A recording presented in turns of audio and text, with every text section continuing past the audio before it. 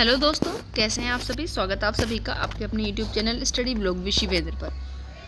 देखिए, कोई भी ऐसी इन्फॉर्मेशन जो लॉ से रिलेटेड होगी वो सभी आपको इस चैनल के माध्यम से प्राप्त होती है, चाहे वो कोई नई लीगल जॉब हो या किसी मैटर में डली कोई रिट अपडेट या फिर सुप्रीम कोर्ट के द्वारा जारी किया गया कोई मोस्ट इंपॉर्टेंट केस लॉस। तो यहाँ पर आप लोग जानते हैं कि जो सीनियर एडवोकेट्स होते हैं, यानी कि सीनियर एडवोकेट का आपका जो है प्रोसीजर होता है, वैकेंसीज निकलती हैं, सारी चीज़ें होती हैं, उसी को लेकर के सुप्रीम कोर्ट ने नई गाइडलाइंस दी है। पहले ये इंदिरा साहनी के मामले में दिए हुए सिस्टम के अकॉर्डिंग चलता था। 2017 से आपका पॉइंट सिस्टम था, और पॉइंट सिस्टम मतलब आपको जितना एक्सपीरियंस है, जिस तरीके के मैटर आपने सुने हैं, अगर आपने कोई बुक पब्लिश की है, आपका इंटरव्यू, सबके नंबर जो था इंक्लूड किए जाते थे, उसी के अकॉर्डिंग जो था सिलेक्शन होता था। लेकिन यहाँ पर देखिए, जितेंद्र कल्ला का जो एक मामला है उसी के अकॉर्डिंग सुप्रीम कोर्ट ने आपका एक नोटिफिकेशन इशू किया और चेंज कर दिया। क्या है गाइडलाइंस बताते हैं। सबसे पहले ये गाइडलाइंस आपकी सुप्रीम कोर्ट द्वारा वरिष्ठ अधिवक्ताओं के पदनाम के लिए दिशा निर्देश 2026 के guidelines for designation of senior advocate by the supreme court of India 2026।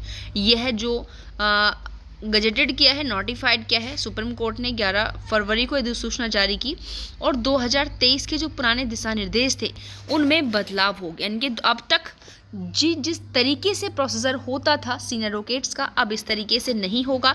सारी चीज़ें चेंज हो चुकी हैं, और ये बदलाव जो किया गया वो जितेंद्र कल्ला वर्सेस एनसीटी के केस में दिया। 2025 में रिसेंटली आपका मामला आया था, बहुत महत्वपूर्ण है, याद रखिएगा। यहाँ जो ये नोटिफाइड किया है ये आपका 11 फरवरी को हुआ है, और जो डिसीज़न दिया है ये देखिए, डिसीज़न आपका कोर्ट की फुल कोर्ट मीटिंग के द्वारा दिया गया है, 10 फरवरी को दिया गया था, और ये बिल्कुल लागू हो चुका है चीज़ें आपकी 11 फरवरी से। यहाँ पर अब क्या होगा, देखिए, एक परमानेंट कमेटी जो है यहाँ पर बनाई जाएगी अपॉइंटमेंट के लिए। उस तरीके से जो है वरिष्ठ अधिवक्ताओं के पदनाम समिति बैठाई जाएगी, और ये समिति यानी कि समिति ही गठन करेगी, अपॉइंट करेगी सीनियर एडवोकेट्स को। इसमें ज़्यादा लोगों को इन्होंने इंक्लूड नहीं किया। यह जो आपकी वरिष्ठ अधिवक्ताओं के पदनाम के लिए committee for designation of senior advocates आपकी बनी है, इसमें आपके कौन लोग शामिल होंगे। एक तो भारत के मुख्य न्यायाधीश शामिल होंगे, चीफ जस्टिस ऑफ इंडिया। दूसरा कौन होंगे, सुप्रीम कोर्ट के सीनियर एडवोकेट होंगे, जजेस, सीनियर जजेस होंगे। ये 3 लोग यहाँ पर इस कमेटी में शामिल होंगे, और ये कमेटी आवश्यकता अनुसार बैठक करेगी। और ऐसा नहीं है कि साल में 2 बार। अब ये जो आपका सीनियर एडवोकेट्स का ये चीज़ें हैं, प्रोसेस है, यानी कि साल में एक बार ये आपकी यहाँ पर पदनाम प्रक्रिया शुरू की जाएगी, और इनके पास क्या है, अपना एक परमानेंट सेक्रेटरिएट सचिवालय होगा, याद रखिएगा, साल में केवल एक बार।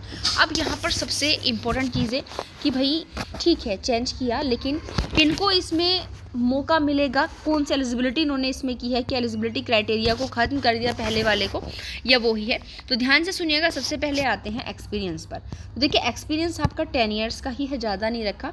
10 साल का इन्होंने अनुभव रखा है अधिवक्ता के रूप में, या एक अधिवक्ता और जिला एवं सत्र न्यायाधीश या किसी ट्रिब्यूनल के न्यायिक सदस्य के रूप में संयुक्त रूप से 10 साल का अनुभव हो। ध्यान से सुनिएगा, या तो केवल अगर आपके पास 10 साल का अनुभव है तो भी आप कर सकते हो, या फिर मानो पहले आपने 3 साल मानो एडवोकेट के रूप में काम किया, उसके बाद या तो आप डिस्ट्रिक्ट या सेशन कोर्ट रह चुके, न्यायाधीश रह चुके हो, कितना 7 साल तक, तो प्लस 10 ईयर्स का होगा। या फिर आप मानो 5 साल आपके पास एडवोकेट के रूप में, 5 साल किसी ट्रिब्यूनल की जुडिशियल मेंबर के रूप में अगर आपकी एबिलिटी है, तो जॉइंटली 10 ईयर्स का अगर आपके पास अनुभव है तो आप अपॉइंट हो सकते हो।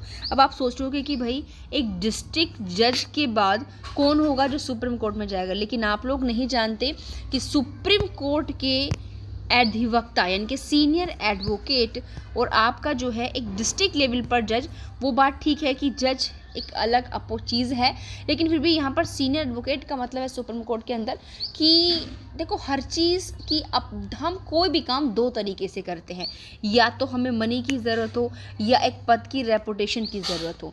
तो भाई सीनियर एडवोकेट की अगर हम चीज़ें देखें, भाई अपने आप में जज है, न्यायाधीश, इसकी एक अलग रेपुटेशन होती है, एक पदनाम, एक पद है आपका, जिसकी आपको दिल से इच्छा थी, वो चीज़ें अलग होती है। कुछ लोगों के मन में होता है कि भाई नहीं, हमको तो सुप्रीम कोर्ट का एडवोकेट बनता है, उनकी मन में उसी तरीके की फीलिंग्स है, तो आप जा सकते हो। जिसके हर किसी को अथॉरिटी है कि उनको अपने मन की आवाज़ सुननी चाहिए, आपको क्या लग रहा है वो सुने, और तभी आप इस काम को करें। बट उन्होंने दे दी है, तो अगर कोई इंटरेस्टिंग है इस तरीके से तो भाई आप जा सकते हैं। ठीक है, यहाँ पर अब आते हैं प्रैक्टिस। उम्मीदवार मुख्य रूप से सुप्रीम कोर्ट में प्रैक्टिस करता हो। हालांकि दिशा निर्देशों में यह नोट किया गया है कि विशेष ट्रिब्यूनल में डोमेन विशेषज्ञता रखने वाले आवेदकों को सुप्रीम कोर्ट में उपस्थिति की सीमा के संबंध में रियायत दी जा सकती है। उसके बाद बात आते हैं यहाँ पर एज की। तो इसमें देखिए 45 ईयर्स एज दी गई है, 45 साल के कम से कम आप होने चाहिए, लेकिन फिर भी इसमें यह है कि जो फुल बेंच है, फुल कोर्ट है, उनके द्वारा इस आयु सीमा में छूट न दी जाए जब तक कि, यानी कि अगर ये लोग चाहें तो फुल सीमा में छूट दे सकते हैं। कब? जब आपका जो वर्क है वो इस तरीके से है कि वो आपकी एज उसके आड़े नहीं आ सकती है। ठीक है, पूर्व आवेदन, यह भी देखिए बहुत ज़रूरी है, ध्यान रखे गए पॉइंट इन्होंने जो रखा है। ऐसा नहीं कि अगर हर साल ये पदनाम प्रक्रिया आपकी जारी होगी तो आप हर साल ही फॉर्म फिल कर सकते नहीं। आवेदक का पिछला आवेदन पिछले 2 वर्षों के भीतर अगर सुप्रीम कोर्ट या हाई कोर्ट द्वारा अगर खारिज नहीं किया गया या पिछले 1 साल के भीतर उसे स्थगित नहीं किया गया तो भी आप फॉर्म फिल कर सकते हो। अगर आपका पीछे वाला स्थगित कर देगा तुरंत आप आगे साल वाला फॉर्म अपना फिल नहीं कर सकते। चीज़ें इन्होंने यहाँ पर रखी है। अब एक यानी कि प्रोसीजर कैसे चलेगा इस पदनाम का, तो सिंपल लिखा है कि जो आपका सचिवालय आधिकारिक है सुप्रीम कोर्ट वेबसाइट पर आवेदन आपके मतलब जो एप्लीकेशन फॉर्म है यहाँ पर आएंगे। सुप्रीम कोर्ट की जो आधिकारिक वेबसाइट है सचिवालय आधिकारिक सुप्रीम कोर्ट की जो वेबसाइट है उस पर होगा, नोटिस इशू किया जाएगा और इसकी सूचना सुप्रीम कोर्ट बार एसोसिएशन और supreme court advocates court association को दी जाएगी। आवेदक क्या करेंगे और यानी कि इनको फॉर्म फिल करने का जो है किस दिन का समय कम से कम दिया जाएगा, ये चीज़ें इन्होंने यहाँ पर रखी हैं। उसके पश्चात जैसे ही उन्होंने अपना एप्लीकेशन फॉर्म फिल कर दिया, आवेदन प्राप्त हो गया, सचिवालय क्या करेगा, जो कैंडिडेट्स है उनकी प्रतिष्ठा, आचरण और जो उनकी सत्यनिष्ठा है उसका प्रासंगिक डेटा कलेक्ट करेगा। उनकी जो मतलब उनकी रेपुटेशन कैसी रही है, उनका कंडक्ट क्या है, सत्यनिष्ठा क्या है, सब चीज़ का डेटा कलेक्ट करेगा। और इसके बाद इस प्रस्ताव को जो अन्य आपके स्टेक होल्डर्स हैं, हितधारक हैं, उनसे सुझाव और विचार आमंत्रित करने के लिए सुप्रीम कोर्ट की वेबसाइट पर भी पब्लिश करेगा, जिसके में कम से कम 15 डेज़ का टाइम यहाँ पर देखिए लग जाएगा। उसके बाद यहाँ पर जो फुल कोर्ट है वो मूल्यांकन करेगी इस पूरे डेटा का, यानी कि फुल कोर्ट को जो डेटा उपलब्ध कराया गया है उस प्रत्येक आवेदन की वो जांच करेगी। उम्मीदवार की क्षमता, बार में उसकी प्रतिष्ठा क्या है, कानून में उसका ज्ञान कितना है, एक्सपीरियंस क्या है, इन सब चीज़ों का मूल्यांकन करने के पश्चात दिशा निर्देशों में मूल्यांकन के लिए निम्नलिखित मापदंड निर्धारित किए। जैसे ऊपर हमने देखा, याद रखें वो एलिजिबिलिटी है और ये जब मूल्यांकन करते समय इन चीज़ों पर ध्यान देगा। क्या देखा कि एबिलिटी कितनी है, यानी कि एबिलिटी मतलब कानून की उसको नॉलेज कितनी थी, उसका मतलब स्किल कैसी है एडवोकेसी के अंदर, उसने अगर कोई आपका नोट वगैरह लिखा हुआ है, कोई मैगजीन वगैरह, उन सारी चीज़ों को यहाँ पर देखा जाएगा। बार में उसका अन्य लोगों के साथ बिहेवियर कैसा है, प्रतिष्ठा कैसी है, वहाँ पर स्पेशल नॉलेज, जैसे इन्होंने कहा है कि कानून की विशिष्ट शाखा, जैसे कहा मीडिएशन हो गया, इंसॉल्वेंसी हो गया, एंड बैंक्रप्सी, कंपनी लॉ, बौद्धिक संपदा, इन एक्स्ट्रा इन चीज़ों में इनका स्पेशल नॉलेज देखी जाए किस फील्ड में। फिर उसके बाद भाई कोई आपराधिक रिकॉर्ड तो नहीं है क्या, ये चीज़ें भी मैंडेटरी होती हैं।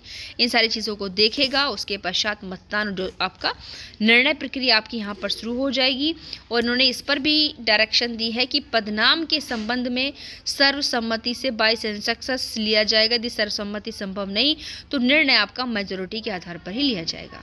ठीक है, ये सारी चीज़ें आपने यहाँ पर देख ली। मुख्य प्रावधान आपने देखा कि जो पूर्व मुख्य न्यायाधीश और हाईकोर्ट के न्यायाधीश पदनाम के लिए अनुरोध पत्र प्रस्तुत कर सकते हैं अगर उनको लग रहा है कि इस तरीके से व्यक्ति सीनियर एडवोकेट बनना चाहिए। हालांकि कोई भी पूर्णकालिक असाइनमेंट रखने वाले न्यायाधीश को तब तक विचार नहीं किया जाएगा जब तक वो उस पद पर हैं। स्वतः संज्ञान कुछ चीज़ें यहाँ पर हैं। ठीक है, और यहाँ पर देखो अस्थिगत या स्वीकृत मामलों की उन्होंने यहाँ पर बात कर दी है।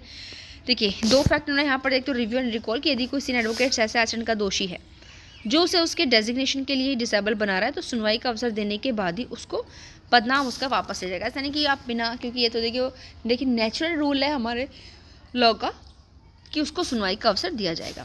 उसके बाद जिससे ऊपर कहा गया था कि अगर इस तरीके का उसका मैटर को पोस्टपोन या रिजेक्ट नहीं किया गया है, यहाँ पर भी इस फैक्ट को उन्होंने दे दिया कि अगर जिन उम्मीदवारों के मामलों पर विचार नहीं किया गया उन्हें दोबारा आवेदन करने के लिए 2 साल का इंतज़ार करना होगा, जबकि जिनके मामले डिफर्ड किए गए हैं उन्हें 1 साल का इंतजार करना होगा। याद रखिएगा, अगर मानो आपका मामला स्थगित कर दिया है या फिर अस्वीकृत है तो ऐसा नहीं है कि आप नेक्स्ट ईयर फिर कर दो, क्योंकि साल में एक बार आपका डेजिग्नेशन प्रोसेस हो रहा है।